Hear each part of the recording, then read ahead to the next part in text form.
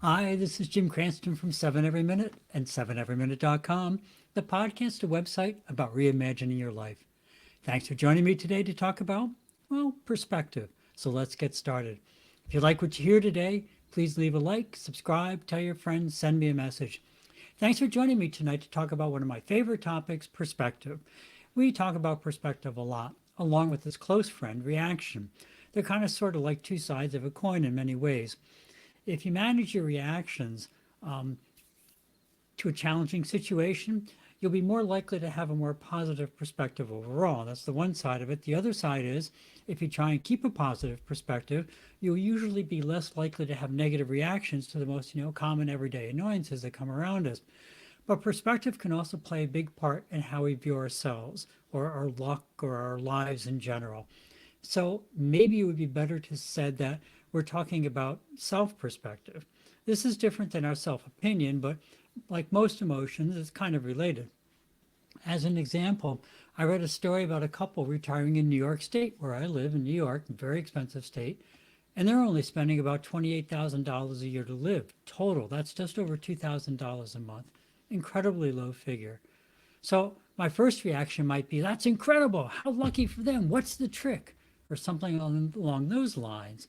But in reality, if you actually look a little further, they live in one of the many farming areas in the state. And so the taxes and things are probably a lower tax rate and tax base. And they were able to pay off their house due to savings from, they had free housing for a long time. They helped out on a farm and you had to live near where the animals were. So they got a free house out of that. And they also had some inheritance, and plus they were able to save nearly all of one of their incomes for their entire lives. So that puts the whole situation in a way different perspective on that story, doesn't it? Suddenly, instead of being some, stroke of luck or trick or whatever, it turns out it was just years of working with a plan to provide them a comfortable retirement. But now, how does that change your self perspective? At first, you were thinking they were, that you were missing out on some great trick or some hack, life hack, and term I don't care for, or something. But now you're in danger of kind of, you know, beating yourself up because you weren't able to or otherwise didn't prepare for retirement as well as they did. And immediately turns around to something you missed out on to now, jeepers, why didn't I do that same thing?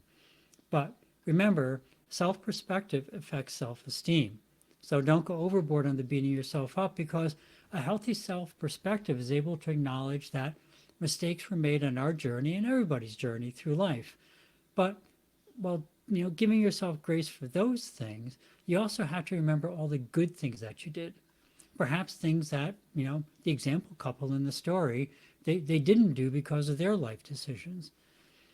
We all have a tendency to imagine that every missed opportunity was the one that would have changed our lives for better in amazing ways. It's a great dream, right? But it's probably not even close to the truth, is it? Do you honestly think that every lost lottery ticket is the grand prize winner? Or that the job you didn't take would have made you a millionaire? This true happiness, comes from steadily working towards your goals. We talk about that a lot. And it doesn't always have to mean be wonderfully consistently. It's wonderful, it is, but you know, just consistently pushing towards your goals, one little step at a time. But this is where having solid goals and a life vision really come into play, and why those are so very important and they're shaped by your perspective. Back to our self introspection, and as only English can be, that apparently is not a redundant use of those two words together.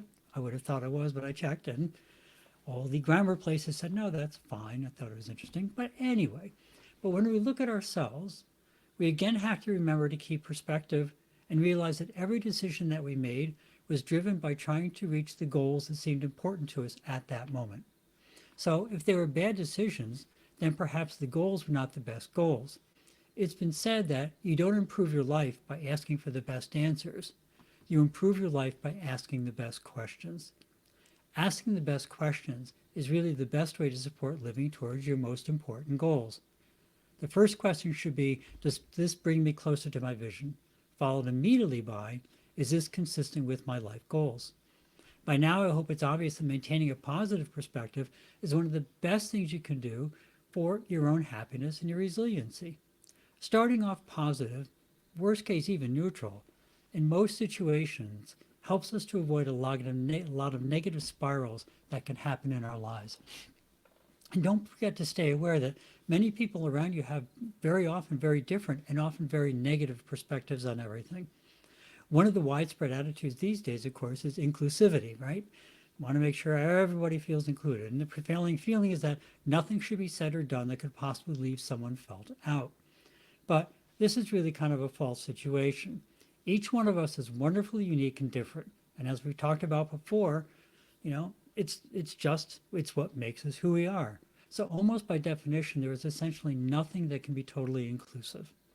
Taken to its extreme, there arises the paradox that over inclusivity leads to exclusion, exactly the opposite of what the desired effect should be. I was just reading about an influencer, Liv Schmidt, and apparently she's been much derided and recently removed from TikTok, essentially for enjoying being slender. From all I've been able to read, and there was a couple stories on her, and I've read some other articles since, she did not advocate for extreme eating habits. She also did not criticize anyone else for how they wanted to look.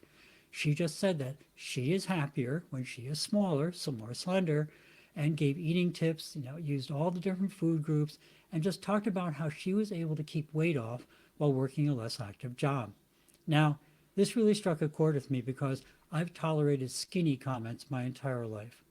The fact that I could lift almost 1.5 times my body weight as an adult, I never looked emaciated, although people would call me emaciated, and always seemed to be active, and I will just note in passing, weigh the same amount as Bruce Lee, but, that was lost upon all my critics. But like Liv Schmidt, I just prefer to be slender. There are many reasons, and, the reasons are mine, and I'm not judgmental, yet the world feels free to judge me for living the way that I want to do it, and the way I prefer. It's exclusion by claiming inclusivity. And it's rampant in many different areas of our lives, on social media, in the news, in AI, all sorts of areas. So how to handle it?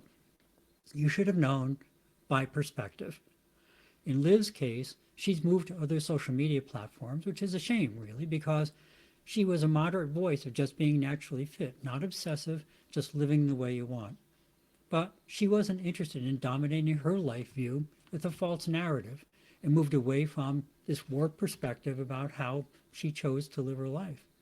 It didn't surprise me when I read about this because I said, I too have been asked what I'm trying to prove. Can I just relax and eat like everyone else for a change? Or I deserve to treat myself well sometimes too, as if feeling comfortable with myself isn't treating myself well.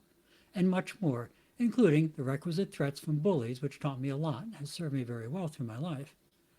In my case, I just ignored the false perspective and kept my self-perspective focused on my health and my perspective of living a happy life and carried on. And that's one of the main reasons for keeping a healthy and positive perspective in life, both about the world in general and about yourself.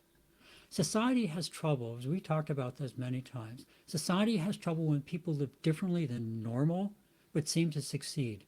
A good portion of our society will be threatened by that alone, which is where many of the prejudices and harassments you see come from. But perspective is a part of your personality, and your perspective is a very personal thing, and you shouldn't be ashamed of wanting to live your life to your fullest, no matter how you define that.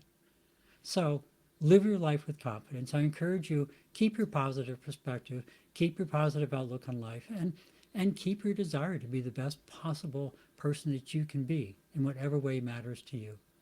That's it for the evening. Remember, keep your perspective of the world and yourself positive whenever possible. I know sometimes it's a challenge, but the rewards are worth it.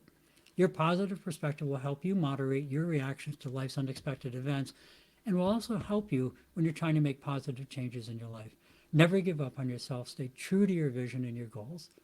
Your homework, always optional, is to think about your perspective on some topics in your life and try and decide if they're positive or not and what you can do to modify them if they're not.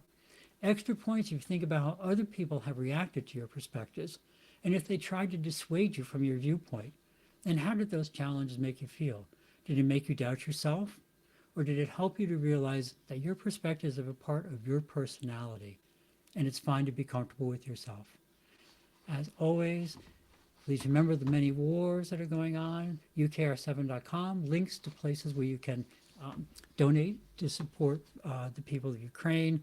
And as we said, there's wars throughout the world. There's not only wars in Ukraine, there's wars in the Middle East, throughout Africa, South America. It's a difficult time for the world right now. And just read an interesting statistic, roughly over almost half the world, I believe, is electing new leaders this year, which is part of what's going on. And if you don't want to donate to Ukraine directly, there's World Central Kitchen. They work by bringing food to areas typically of disasters, but they also worked in war zones for a while. But great organization. Just we talked about this a lot also, and I bring it up every week, but it's worth mentioning again that if you can do something to live outside yourself and look out the world around you, it really changes your perspective on the world. And if you want to give to one of these organizations or groups of organizations, that's great. If you want to give to a local organization, that's great. But even just trying to make somebody else's day a little nicer, bring a little lightness into their life, and a simple smile, simple good morning can change somebody's life in ways you'll never understand till maybe years later and maybe never. But it does help the world be a better place. So remember, one of the best ways to care for yourself is to care for others. If you're able to, consider making a donation or just make somebody's day a little nicer. As always, thank you for stopping by. If you found something interesting or useful, please pass it along, and please subscribe and hit that like button. And if not, drop me a comment as to what you'd like to hear. Have a great week. Remember to live the life that you dreamed of, because that's the path to true contentment. Love and encouragement to everyone. See you next week on 7 Every Minute and 7everyminute.com. Thank you.